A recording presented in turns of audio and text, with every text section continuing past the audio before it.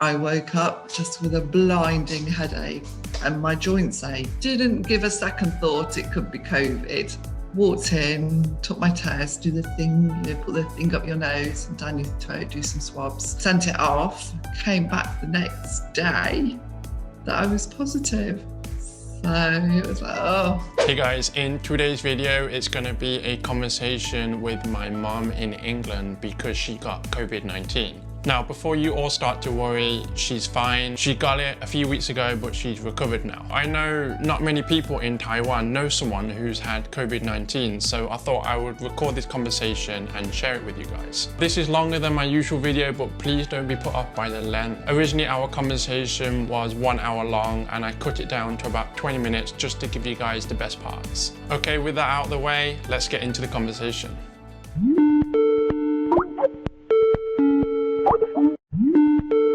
So, yeah, I thought we'd just maybe talk about you having COVID-19. Oh, yes, my COVID experience. It is absolutely rampant here, but I was still very, very shocked and surprised when I caught it because I follow the rules and I wash my hands and I sanitize, I wear a mask, do all the things. But what happened was that we had the big lockdown in March. I was originally in India, and then we kept hearing rumours of this coronavirus from Wuhan, and we were thinking, oh, it's fine, it's fine. We already had like the SARS scare and swine flu. We just think, oh, it'll never reach the UK. This is just like an eastern side of the world, an Asian thing. And then we got hearing more and more about it travelling across the world. So we left India, got to the UK, no quarantine, no masks were worn throughout the airport. Heathrow was a lot quieter than normal. Still, nobody was really bothered. And then we went into lockdown just a few days after we arrived back in the UK. And we were in lockdown till about July, when the pubs and everything started opening again, and the hairdressers, etc. And then everybody started going out again. Life was okay, it was manageable, but the children went back to school in September and the cases started picking up again. And at the end of October, myself, my husband and two friends, we went out for a meal, all four of us, in a pub that was really busy, the busiest I've ever seen it. The car park was rammed, all the tables were booked. We sat on a quite a big table and still very conscious that we were having to be careful and sanitised our hands and everything. And on the Monday morning, I woke up just with a blinding headache, just like you've got a really bad hangover headache, thumping headache, and my joints ache. But the previous day, I'd been swimming for the first time for probably 2 years. The gyms had opened up again, so we joined a gym and gone swimming. Woke up aching. Bear in mind, I am nearly 60. So I thought, oh, my body's not used to swimming. And I'd had a glass of wine. I thought, oh, my headache, it's been like dodgy wine. Didn't give a second thought it could be COVID. And Rob, your brother, was going to come round for dinner that day because we were allowed to start mixing in households again. Throughout the day, my headache kind of went, but I just didn't feel right. I took my temperature and it was slightly raised, like 38. So I phoned him up and said, I've got a headache, I've got a temperature, but I'm okay. Are you still coming for dinner? And he's like, are you mad? You got COVID symptoms. And he said, you need to go and get a COVID test. And I'm like, don't be silly. What a waste of a test. I wouldn't waste a test because the symptoms are like a continuous cough, loss of taste and smell, and a temperature. I was thinking, well, a temperature, you can just get a temperature for anything. So I went online. So there were tests available like all day. So I thought, I'll go then. So I booked my test originally there was lots of drive-through centres and you had to like stay in your car, and people were proper masked up and like full PPE, protective equipment, keeping their distance, and you had to stay in your car. But now we have these walking places. So I drove there, walked in, took my test, do the thing, put the thing up your nose and down your throat, do some swabs. They sent it off, came back the next day that I was positive. So it was like, oh, so it was a shock. And then for the next 10 days, I had zero energy. I just couldn't move. So I just lay on the sofa. I got out of bed, but I just lay on the sofa. And then I got this like nausea and dizziness, and I just couldn't even stand. So I couldn't even read. All I could do was sit and watch TV for 10 days, pretty much. Did you get like the other symptoms, like the sore throat and the loss of smell, stuff like that? No, and I don't think my sense of smell is great anyway. But no, that wasn't a symptom that I remember. And then you have to, anybody you've had contact with has to isolate for 2 weeks. So I lived with my husband, and who was showing zero symptoms, but he had to isolate then for longer than me, so that didn't go down very well. And kept his eye out for symptoms, took his his temperature every day, didn't catch it. So bizarre that he didn't get it. So he was living with you during those 2 weeks as well? Yeah, I stayed in, he stayed in. And he didn't get it? The mansion. Yeah, we didn't like say, well, you stay in this room, I'll stay in that room. We were just together all the time. So we paid like £50 for an antibody test. So you wait like another 2 weeks and you do a test for antibodies. Came back, no antibodies. So he just hasn't had it. So that was interesting. And then in the UK, we have this test and trace. So once you've tested positive, you have to go online and list all the places you've been and all the, there is an app, like you go to places and you can sign in. And everybody you've had close contact with. So, and then those people have to quarantine for 2 weeks. So the only person that I'd had close contact with was the kind of guy at the gym who was telling me things without wearing a mask, and I was with him for more than like 10 minutes, so he had to quarantine.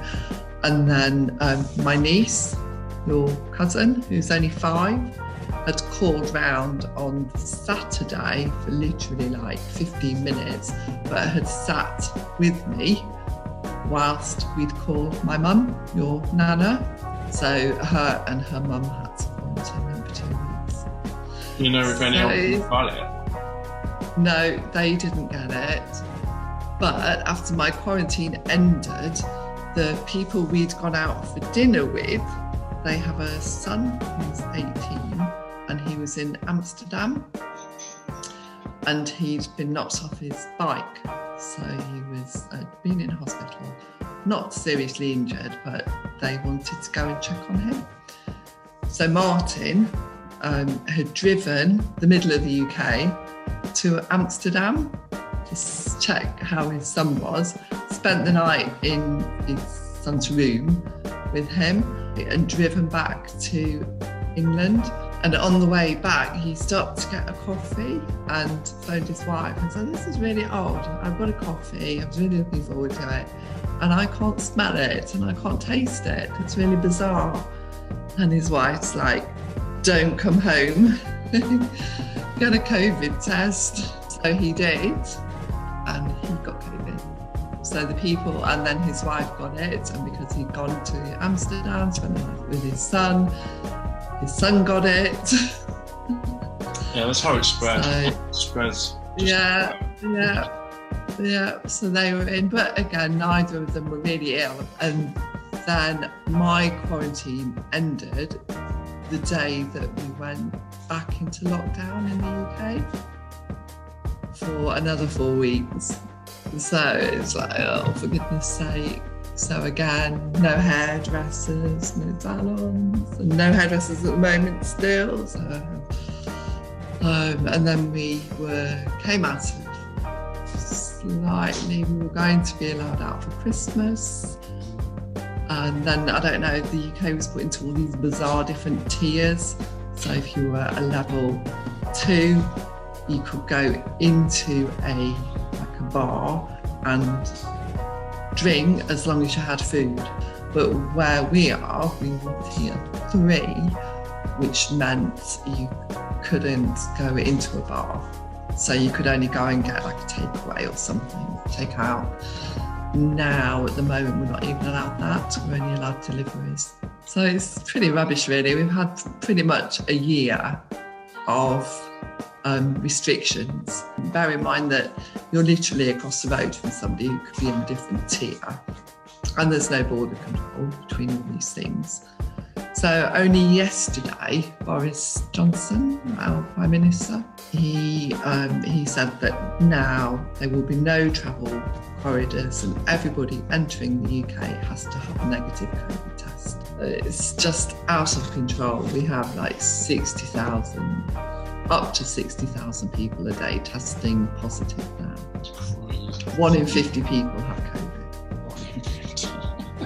It's like beyond comprehension. The border control in the UK has happened literally a year after Taiwan has done it. Yeah, how long after you got infected did you feel okay? I would needed 2 weeks off work to recover enough to face a full day at work.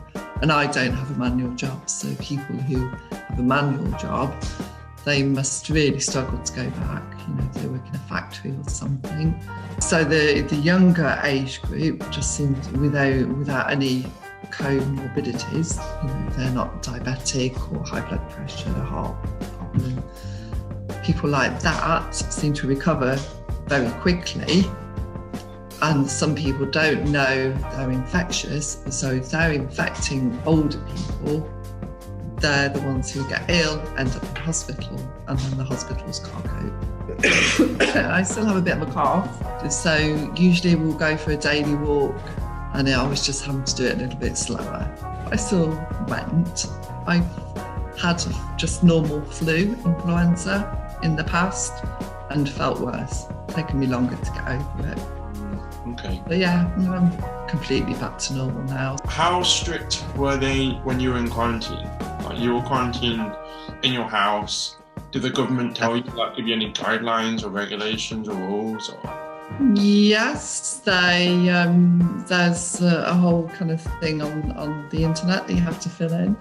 And because I'd said John, my husband, was with me, they phoned him to make sure he was okay and not going out, to tell him he'd got to stay at home. So I think during his 2 week quarantine, he got phoned about 4 times to check that he was at home, that he was following the rules. And one time, you know, he didn't answer his phone, his mobile phone. So they phoned back to say, why didn't you answer the phone? I thought, well, it's a meeting at work, online meeting. And they checked to make sure he had enough support and enough food and all that kind of stuff. Okay. Yeah, so they were fine. They didn't really bother with me though. So, why? I don't know why they didn't bother with me. So you got they phoned. 4 times, you got called once. Yeah, they called me once and said, have you got enough food? If I was living on my own and said, no, I have no food and I'm really struggling, they would have got a volunteer, I would hope, a community group to come and deliver some food for me. How did the COVID test feel? Because I've heard it literally like goes all in your nose and it's quite painful. Yeah, but I had to do it myself. So you have to push the kind of swab up until you feel resistance. So, I mean, that's just a bit undignified, really. And then you have to put, was it the other end, I think? Yeah, he said put it down your throat until you touch your tonsils. and then it went off, and that was it. Okay. Did you have to take another one at the end or not? Nope. Nothing like that. So, but it was quite good. I mean, the whole thing was very smooth. Your brother Rob, he works for the NHS, got his COVID vaccination. So he was vaccinated on Thursday. Yesterday, he was ill with COVID symptoms. Oh no. So apparently 1 in 10 people have a reaction. And yeah, Rob is 1 in 10, he had a really bad reaction. He was really ill, he said. Okay. He got a fever, he got a headache, aching joints. He hasn't got a thermometer, so we couldn't tell whether he got a temperature. I think he recovered, yeah, because I was like, oh, do you want me to bring you anything round? Are you sure you're all right? I've got a thermometer. And he was like, oh, I just need to sleep. And then I phoned him later and he's like, yeah, I'm fine now. He's meant to be, I'm meant to be going for a walk with him later. Because obviously he can't come in the house and I can't go in his place and I can't travel anywhere. So there's no cafes open. It's freezing cold outside. So for his birthday, it was like -1 degree all day. For his birthday treat, we walked into the city centre. There's no shops open. Went to Five Guys, bought a burger. And then we walked out in a hat, a hood, gloves, scarf, sat on this bench in the cold, -2, with pigeons like trying to get food off us, and it ended at Five Guys.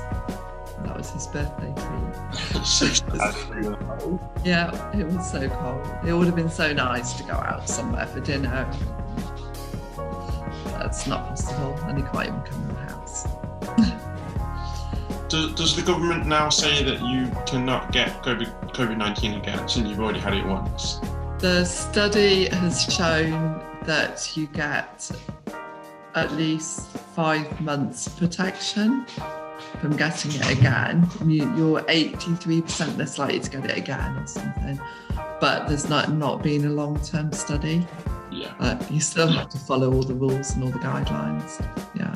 And my mum, your nana, she's had the COVID vaccination now as well. Okay. So she's in a care and the whole home's been vaccinated. That's basically the solution in England now is get everyone vaccinated. Yeah. So 2 million people have already been vaccinated. They're starting on the over 80s, and there's different priority groups. You're still going to get vaccinated again, even though you've already had COVID. You shouldn't have a vaccination within 28 days of having a positive test. After that, it's better to get a vaccination. But again, there are groups who are, and there are people who won't have the vaccine. Not everybody will have it. I think the uptake rate they predict will be about 70%. So, okay, and then 30% of people just won't have it, or whatever reason. Yeah, they won't have it. They'll have well, I don't believe in a vaccine. It's all a big conspiracy theory, and COVID doesn't really exist, and they just want to inject a microchip into me. Ridiculous theories, or some people are saying the injection isn't halal, or it's got animal products, or it contains alcohol, and so many different reasons not to have it. But the majority will. Yeah, I don't think there's been any vaccinations in Taiwan yet. There's a lot of speculation, especially because there's the China vaccine, and that's proven to be only like a 50% success rate, and it's got like 7 or 8 side effects. It's one of the worst ones in the world. So Taiwan in general seems to be very precautious against vaccinations. A lot of people I've spoken to are like, well, I don't know if it's safe yet. So, and here as well, they think that the vaccine will. We have a program of flu vaccinations in the UK. So every year you're given a flu vaccination. So so possibly we'll have to be vaccinated every single year now. But yeah, it's kind of every day, all the news is just COVID. And no sign of an end yet. How strict, from the people that you've known, how strict are they in following quarantine? Well, the people I know are strict, but there must be so many people who have tested positive, they feel fine, and they carry on as normal because they need to earn a living. So if you're in a job where or you're self-employed, or you're not paid unless you go to work, and you feel fit, they're just saying, actually, I'm going to go to work, which is really irresponsible. Like, we have an app to show that, so you can get an email if you've been in contact a place where there's COVID, and some people have turned it off because they don't want to get alerted. It all comes down to compliance, doesn't it, in the end? Yeah, it does. Most people I know are very good and don't break the rules. But I'm sure there's so many people now who go in and out of each other's houses and meet for family gatherings. I think a lot of people, maybe they haven't been seriously affected, so they don't see it as, they probably won't realise the severity of it until it's too late, until they've given it to their grandma and killed them, and then they realise. Yeah. That's the danger, because the vast majority of people get over it. It's just like a mild flu. It's the people. I know one person who died at the very start. He had cancer. He's 48 years old, and he was having chemotherapy. And he got COVID in hospital, as did his wife, who was visiting him. And he was 2 weeks on a ventilator, and then he died. So that was heartbreaking. Yeah, and his wife was like me, very tired, wiped out for a couple of weeks, but recovered. She couldn't even she was allowed 15 minutes with her husband to say goodbye. And then they took him off the ventilator. And of course, then you can't have a proper funeral. I think 18 people were allowed at the funeral. And no for the service, which is socially distanced, and then you're not allowed to go anywhere afterwards to celebrate. Lovely to talk to you, dear. Yeah, you too. Stay safe. Okay. Alright guys, I hope you found that interesting. If you did, you can check out my other COVID-19 videos right here. Also, if you have any questions for my mom about having COVID-19 or the situation in England, feel free to let me know in the comments and I will pass the questions on to her. Hit the like button if you enjoyed the video, subscribe if you haven't already, and I will catch you guys next time. Bye.